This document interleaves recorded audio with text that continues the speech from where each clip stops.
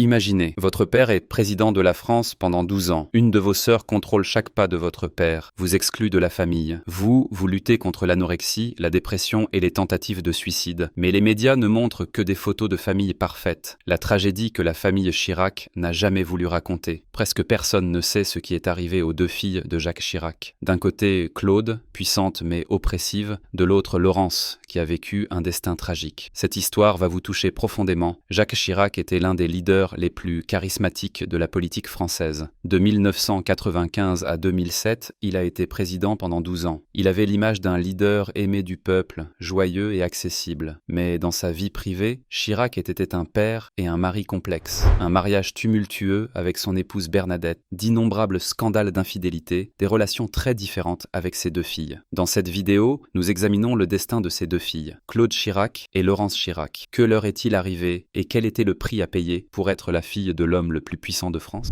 Laurence Chirac. Elle est née le 4 mars 1958. C'était la première fille de Jacques et Bernadette. Dans son enfance, Laurence était une fille joyeuse et vivante. Son père l'aimait beaucoup, l'appelait « ma petite princesse ». Mais cet amour n'était pas suffisant pour Laurence, parce que son père était constamment absent. Réunions politiques, campagnes électorales, voyages à l'étranger. Jacques Chirac n'était pas toujours présent en tant que père. Pire encore, Chirac trompait constamment sa femme. En France, tout le monde le savait. Chirac avait un penchant pour les femmes. D'innombrables liaisons, maîtresses secrètes, scandales. Sa mère Bernadette le savait mais restait silencieuse. Mais Laurence aussi en était consciente. En tant que petite fille, elle voyait ce que son père faisait à sa mère. Dans sa jeunesse, Laurence était belle, intelligente et talentueuse. Elle a étudié le droit, visait une bonne carrière. Mais à la fin des années 1970, tout a commencé à changer. Laurence a arrêté de manger. D'abord un régime, puis une obsession, finalement l'anorexie. Imaginez, vous venez d'une famille riche, vous avez tout, mais vous êtes en guerre contre votre propre corps. Laurence a rapidement perdu du poids. Elle mesurait 1,70 m et ne pesait que 40 kilos. Ses os étaient visibles, son visage était pâle, ses cheveux commençaient à tomber. Sa famille a paniqué. Jacques Chirac a hospitalisé sa fille, a engagé les meilleurs médecins. Mais Laurence ne guérissait pas. Parce que le problème n'était pas seulement la nourriture. Le problème était beaucoup plus profond. Laurence avait peur de perdre l'amour de son père. Son père ne semblait pas fier d'elle. Surtout après la naissance de sa petite sœur Claude, ce sentiment s'est renforcé. Claude était forte, déterminée, ressemblait à son père. Laurence était sensible, fragile. Avec le temps, au sein de la famille, Laurence a commencé à être vue comme l'enfant à problème. Lors des repas de famille, tandis que Bernadette suppliait « Laurence, mange un peu s'il te plaît », Claude disait « Elle cherche juste à attirer l'attention ». Dans les années 1980, l'état de Laurence s'est aggravé. Elle est tombée en dépression, a développé des troubles anxieux. La première tentative de suicide a eu lieu en 1984. Laurence a pris des somnifères dans la salle de bain de la maison familiale. Elle voulait mourir. Bernadette l'a trouvée. Ils sont arrivés à temps à l'hôpital. Lavage d'estomac, soins intensifs, service psychiatrique. Mais cela ne devait pas faire scandale. Jacques Chirac était alors maire de Paris et se préparait au poste de Premier ministre. Une telle nouvelle pourrait ruiner sa carrière. C'est pourquoi tout a été gardé secret. Laurence a été discrètement admise dans une clinique psychiatrique. Les médias n'ont rien appris. La deuxième tentative de suicide a eu lieu en 1988. Cette fois, Laurence s'est coupé les poignets. Encore l'hôpital, encore le secret. La troisième tentative au début des années 1990. À chaque fois, la famille l'a sauvée, mais elle n'a jamais vraiment guéri. Pendant des années, Laurence a fait des allers-retours entre les hôpitaux et les cliniques. Parfois, elle semblait aller mieux, mais ensuite, elle rechutait. Elle s'est mariée, mais son mariage n'a pas duré longtemps. Son mari n'a pas pu supporter. Vivre avec Laurence était un enfer. Un jour, elle allait bien, le lendemain, elle ne mangeait rien. Elle pleurait constamment, appelait son père, mais son père ne venait pas. Elle voulait vraiment avoir des enfants, mais n'a pas pu. Son corps avait été trop endommagé par l'anorexie. Les médecins ont dit « Vous ne pourrez peut-être pas tomber enceinte ». C'était le coup final pour Laurence. Chaque échec la plongeait encore plus dans l'obscurité. Le plus douloureux était la rupture complète de sa relation avec son père. Dans les années 1990, alors que Jacques Chirac faisait campagne pour devenir président, Laurence ne pouvait pas sortir des cliniques. Claude disait à son père « Laurence te fait paraître faible. Les gens vont penser que tu ne peux même pas sauver ta propre fille. Tu vas perdre l'élection. » Jacques Chirac a fait un choix. Sa politique ou sa fille? Il a choisi sa politique. Il a rendu visite à Laurence de moins en moins souvent, les appels téléphoniques ont diminué. Laurence s'est sentie abandonnée. Dans les années 2000, lorsque Laurence est allée au palais de l'Élysée pour voir son père, Claude ne l'a pas laissé entrer. Papa est fatigué, il ne peut pas te voir, a-t-elle dit. Laurence est partie en pleurant. Un agent de sécurité qui a vu cette scène a raconté plus tard. Je n'oublierai jamais, Laurence pleurait à la porte du palais. Elle ne pouvait pas entrer dans la maison de son propre père. Je voulais la serrer dans mes bras mais j'étais en service. Je ne pouvais pas. En 2011, lorsque Jacques Chirac a reçu un diagnostic d'Alzheimer, Laurence a essayé de le joindre, mais Claude ne l'a pas permis. Papa ne te reconnaît plus, ne le rend pas triste, a-t-elle dit. En réalité, Chirac avait certains jours lucides, se souvenait de vieux souvenirs. Mais Claude tenait Laurence à l'écart. Laurence est allée voir les médias, a donné des interviews. « Je veux voir mon père, mais ma sœur ne me le permet pas. C'est mon droit, c'est mon père », a-t-elle dit en larmes. Mais personne ne l'a aidée. En France, c'était considéré comme une affaire de famille. Les tribunaux ne sont pas intervenus. En 2019, lorsque Jacques Chirac est mort, Laurence était dévastée. Elle avait perdu à jamais sa chance de se réconcilier avec son père. Aux funérailles, Laurence pleurait en silence. Personne ne l'a serrée dans ses bras, personne ne l'a consolée. Même sa mère Bernadette s'est tenue du côté de Claude. Bernadette avait toujours préféré Claude parce que Claude était la forte. Laurence